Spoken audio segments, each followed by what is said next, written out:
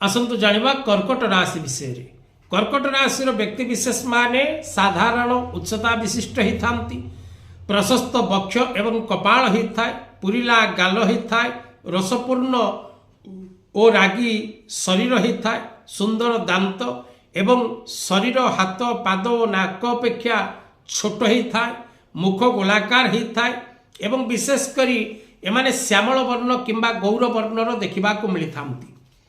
एमाने बुद्धिमान ही थांती, गंभीर ही थांती, निरवद्रष्टा ही थांती, भावुक ही थांती, साधक ही थांती एवं रक्षणशील ही थांती एवं आधुनिकतार अपूर्व समावेश कर्कट राशि व्यक्ति निकट में देखा मिलता है एवं बेले बेले एमाने क्रोधी प्रकृति मध्य देखई थांती एवं जीवन रे एमाने छोटरू बड़ हबार अनेक उदाहरण रही।